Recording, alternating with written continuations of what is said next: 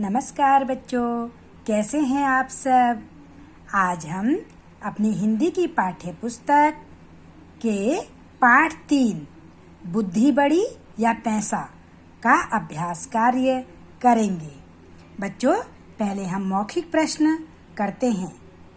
पहला प्रश्न है, पैसों के बारे में राजा क्या सोचता था। बच्चों, इसमें हमने क्वेश्चन से ही आंसर लेना होता है और उसको संक्षेप में जवाब देना होता है।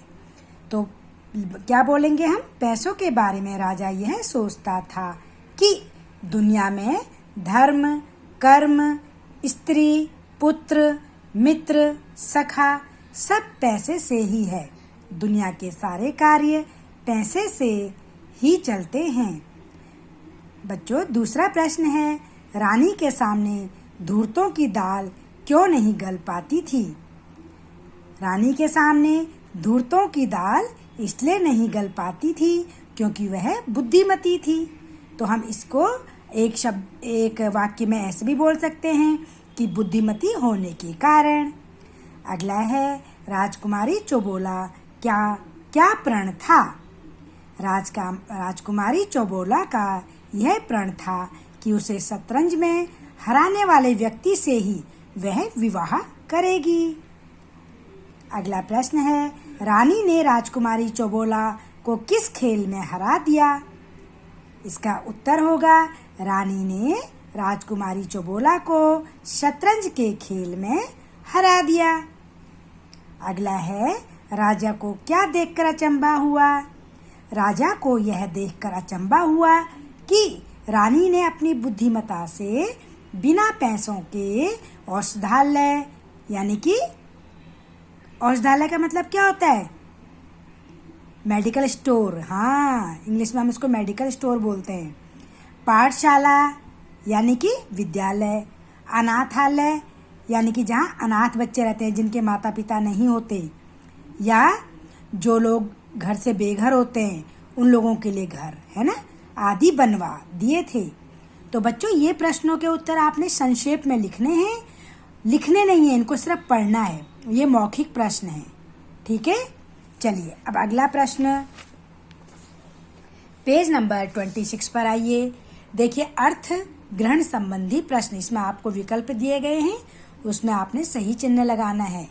राजा का स्वभाव कैसा था, यानी कि राजा का स्वभाव अहंकारी था, घमंडी था। राजा को छुड़ाने के लिए रानी ने किसका वेश बनाया। किसका वेश बनाया था बताइए? पुरुष का वेश बनाया था, यानी कि आदमी का वेश बनाया था। अगला है, रानी ने नौकर के हाथ सेठ के पास क्या भेजा। रानी ने नौकर के हाथ सेठ के पास सफेद कपड़े में लपेटकर 2 ईंटें भेजी थी। अब बच्चों, अगला जो प्रश्न है वो लिखित प्रश्न है, इसे आपने अपनी नोटबुक में लिखना है। पहले लघु उत्तरीय प्रश्न है जिनके उत्तर संक्षेप में देने हैं, और दूसरे दीर्घ उत्तरीय प्रश्न हैं। अब इन्हें आप अपनी नोटबुक में लिखेंगे, ये मैं आपको समझा रही हूँ। तो बच्चे देखिए, राजा अहंकार में सबसे क्या कहता था। राजा अहंकार में सबसे यह कहता था कि दुनिया में सारे कार्य पैसे से ही पूरे होते हैं, इसलिए पैसा ही सब कुछ है। अगला प्रश्न है, रानी किसे तुच्छ और किसे श्रेष्ठ समझती थी। तुच्छ मतलब बेकार और श्रेष्ठ मतलब महान। तो रानी धन को तुच्छ और बुद्धि को श्रेष्ठ समझती थी। अगला प्रश्न है, एक दिन राजा ने रानी से क्या पूछा। एक दिन राजा ने रानी से पूछा, रानी सच कहो, दुनिया में बुद्धि बड़ी है या पैसा। बच्चों, अगला प्रश्न है, व्यापार से प्राप्त रुपयों का रानी ने कैसे उपयोग किया। व्यापार मतलब बिजनेस। व्यापार से प्राप्त रुपयों से रानी ने गरीबों के लिए मुफ्त दवाखाना, यानी कि फ्री में दवाखाना, पाठशाला तथा अनाथालय खुलवाए। अगला प्रश्न है, राजा को रानी की बुद्धिमानी पर विश्वास कैसे हुआ। जब रानी ने बिना राजा की सहायता के अपनी बुद्धिमानी से लाखों की इमारतें बनवाई तथा राजा को चौबोला की जेल से छुड़वाया, तब राजा को रानी की बुद्धिमानी पर विश्वास हुआ। तो बच्चों, ये प्रश्नों के उत्तर संक्षेप में थे, यानी कि छोटे में थे। अब दीर्घ उत्तरीय प्रश्न हैं, यानी कि इनको हमने डिटेल में लिखना है, ठीक है। और ये प्रश्न के उत्तर आपके 2-2, 2.5 मार्क्स के आते हैं, और जो संक्षेप वाले हैं वो 1.5 नंबर के आते हैं।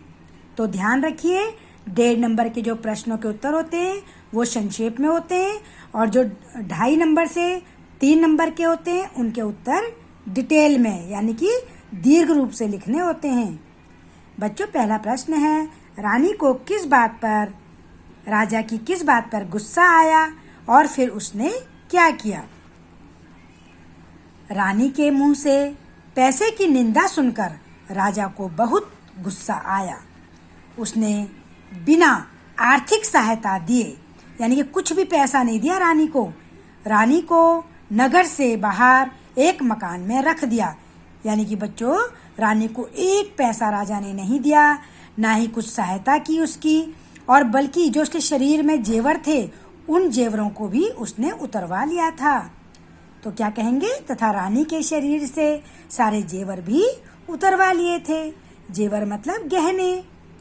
अगला प्रश्न है, रानी के पास व्यापार शुरू करने के लिए पैसे कहाँ से आए? नए मकान में पहुंचकर रानी ने नौकर से मंगवाई गई दोनों ईंटों को सफेद कपड़े में लपेटा और ऊपर अपने नाम की मोहर लगाई। मोहर मतलब स्टैम्प।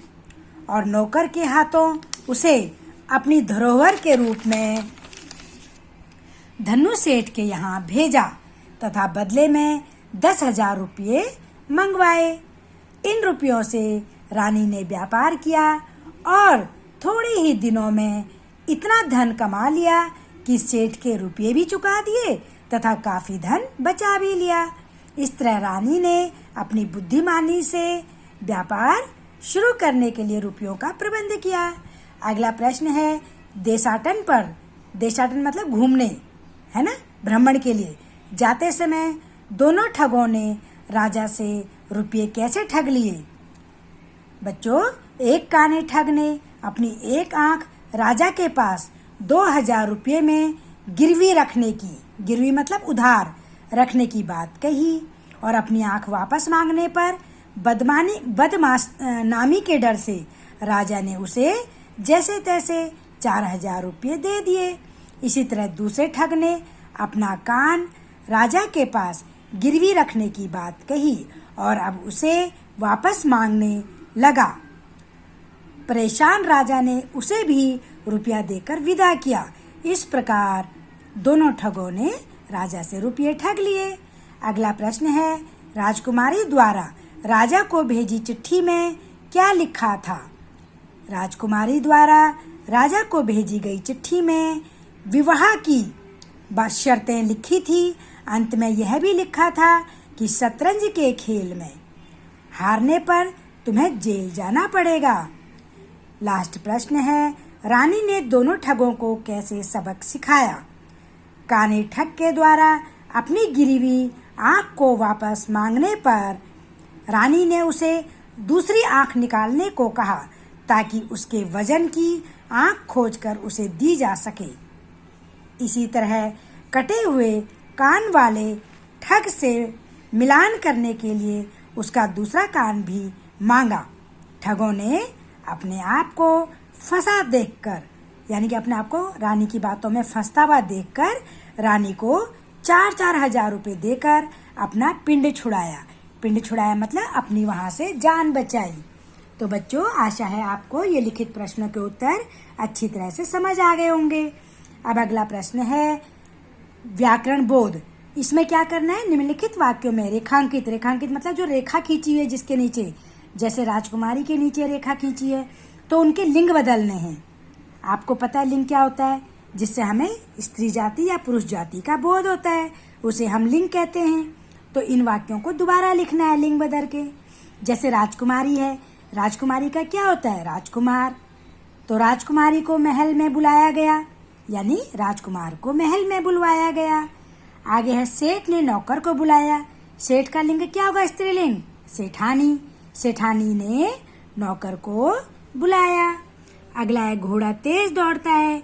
घोड़ा का लिंग क्या होता है? घोड़ी तेज दौड़ती है। अगला है जंगल में शेर अपने बच्चों के साथ बैठा था। तो जंगल में शेरनी अपने बच्चों के साथ बैठी थी। बच्चों, जब लिंग परिवर्तन होता है तो उसकी क्रिया भी बदल जाती है। जैसे आपने देखा, घोड़ा का घोड़ी था तो दौड़ता का दौड़ती हो गया, और शेर पुरुष था तो शेरनी जब हमने बनाया तो बैठी थी आ गया। अब बच्चों, निम्नलिखित शब्दों के बहुवचन शब्द लिखिए, यानी कि एक वचन और बहुवचन। बहुवचन मतलब बहुत सारे। पैसा का पैसे, दिव्या का डिबिया, आशा का आशाएं, सखी का सखिया, पंखा का पंखे, घोड़ा का घोड़े, कमरा का कमरे और रानी का रानियां। अब नेक्स्ट प्रश्न है, उचित विकल्प पर सही का चिन्ह लगाइए। बच्चों, उपसर्ग होता है जो किसी शब्द के आगे लगता है और उसका अर्थ को चेंज कर देता है। ठीक है, जैसे आपने देखा अपमान। अपमान में मान एक शब्द है, उसके आगे अप लग गया तो क्या हो गया? अपमान। तो इसमें उपसर्ग क्या है? अप है, यानी कि शब्द से पहले लगता है वो। ऐसे ही नामी एक शब्द है, इससे पहले बद लग गया तो बदनामी हो गया, तो बद उपसर्ग हो गया। ऐसे अवशेष, अब आपको पता है शेष एक शब्द है, शेष से पहले हमने अव लगा दिया तो अवशेष हो गया, तो अव उपसर्ग हो गया। ऐसे व्यय एक शब्द होता है, इसके आगे हमने अप लगा दिया तो अपव्यय हो गया। ठीक है, इसी तरह से सहर्ष। सहर्ष में हर्ष जो एक शब्द है, इसके आगे हमने सौ लगाया तो ये सहर्ष हो गया, यानी कि सौ उपसर्ग है। ठीक है बच्चों, आपको उपसर्ग समझ आ गया होगा। अब अगला है बच्चों, अगला प्रत्यय है। प्रत्यय होता है शब्दों से पीछे, जो शब्द होता है उसके पीछे अगर हम दूसरा कोई शब्द लगाते हैं तो वो क्या होते हैं? प्रत्यय बन जाते हैं, उसका अर्थ परिवर्तन हो जाता है। ठीक है, जैसे वाला है। अब देखो, वाला में हमने सब्जी वाला लगाया है। ठीक है, तो इसमें वाला क्या है? प्रत्यय है। दार में चौकी लगा दिया तो चौकीदार हो गया। ईय में हमने भारत लगाया और ईय जोड़ दिया, भारतीय हो गया। अब ऐसे ही कार में हमने पत्र लगा दिया और कार इसके पीछे है तो पत्रकार हो गया। अब इन है, रंग में हमने इन जोड़ दिया तो रंगीन हो गया। अब क्या है? वना, तो डरा में हमने वना जोड़ दिया तो डरावना हो गया। तो बच्चों, देखा आपने, हमने सब्जी के पीछे, चौकी के पीछे, भारत के पीछे, पत्र के पीछे, रंग के पीछे, डरा के पीछे शब्द लगाए तो उनसे क्या हो गया? उनका शब्द परिवर्तित हो गया, है ना। तो ऐसे ही देखो, वाला में क्या क्या क्या बन सकता है? सब्जी वाला, दूध वाला, चौकीदार और दुकानदार। ऐसे ही भारतीय, दर्शनीय। ऐसे ही पत्रकार, चित्रकार। ऐसे ही रंगीन, नमकीन। ऐसे ही डरावना और सुहावना। अब बच्चों, आगे है ने का प्रयोग करना है। देखिए, नीचे लिखे वाक्यों को ने का प्रयोग करते हुए लिखे, यानी कि उन्होंने जो बुक वाला है उसने ने नहीं लगाया। अब देखो, रानी कुम्हार से 2 ईंटें मंगवाती है। हम इसको कैसे प्रयोग कर सकते हैं? रानी ने कुम्हार से 2 ईंटें मंगवाई। ठीक है, ऐसे ही रानी गरीबों के लिए पाठशाला, दवाखाना और अनाथालय खुलवाती है। हम इसको कैसे चेंज कर सकते हैं ने के द्वारा? यानी कि रानी ने गरीबों के लिए पाठशाला, दवाखाना और औषधालय खुलवाया। अब अगला है, राजा लज्जित होकर बोले, रानी तुम धन्य हो। तो अब इसको हम कैसे बोलेंगे? राजा ने लज्जित होकर बोला, रानी तुम धन्य हो। तो आपको समझ आ गया बच्चों कि ने लगाने से हम वाक्य को किस तरह से बदल सकते हैं। तो यानी कि वाक्य को हम 2 प्रकार से कह सकते हैं। एक तो इस तरह से कि रानी कुम्हार से 2 ईंटें मंगवाती है, और इस एक ने को जोड़ करके हम इस तरह कह सकते हैं कि रानी ने कुम्हार से 2 ईंटें मंगवाई। तो आशा है आपको यह पाठ अच्छी तरह से समझ आ गया होगा। अब आप इस पाठ का सारा काम बुक में यानी कि अपनी पाठ्य जो पुस्तक है उसमें पूरा करेंगे।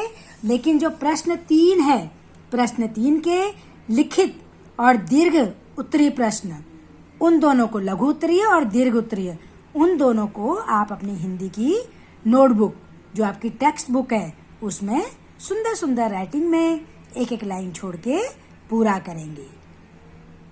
धन्यवाद बच्चों।